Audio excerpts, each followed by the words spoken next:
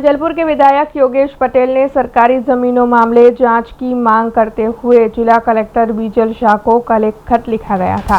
इस मामले के मद्देनजर जिला कलेक्टर बीजल शाह की प्रतिक्रिया सामने आई है। कहा है कि बीते 3 साल में जो भी गंभीर क्षति हुई होगी उसकी जांच के आदेश दे दिए गए हैं। फलक बड़ा है, इसलिए जांच में वक्त लगेगा। इस वक्त कुछ भी कहना जल्दबाजी होगा, लेकिन कोई भी गलती होगी तो उसकी जांच होगी और कार्रवाई भी की जाएगी। विधायक के आरोप सही है या नहीं, उसकी जांच के बाद ही आगे कुछ भी बताया जा सकेगा। उनके पास सरकारी जमीनों का लिस्ट है, उस पर अतिक्रमण है या नहीं, उसकी जांच जारी है।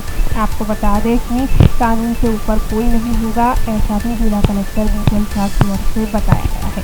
तारीख 13 जूनना रोज माન્ય ધારાસભ્ય શ્રી માન્ય શ્રી યોગેશભાઈ પટેલનો એક પત્ર મને મળેલ છે અને પત્રમાં તેઓએ એવું સૂચન કરેલ છે કે કલેક્ટર કચેરી ખાતે કે મહેસૂલી કચેરીઓ ખાતે જે કોઈ પણ છેલ્લા 3 વર્ષમાં નિર્ણય થયા હોય જમીનની પ્રકરણોને લગતા એમાં ક્યાંય પણ કોઈ ગંભીર ક્ષતિ કે ગેરરીતિ થઈ હોય તો તે ચકાસી લેવા જેવી છે અને એ સૂચનને ધ્યાને લઈને અમે સૂચનનું છેલ્લા 3 વર્ષનું કીધું છે, ફલક વિશાળ છે જોતા અમે પહેલા ફેઝમાં રેન્ડમ કોઈ પ્રકરણો ચકાસી અને જો કોઈ ક્ષતિ ગંભીર ક્ષતિ ધ્યાને આવશે તો ચોક્કસ સરકારશ્રીના ધ્યાને મૂકીશું।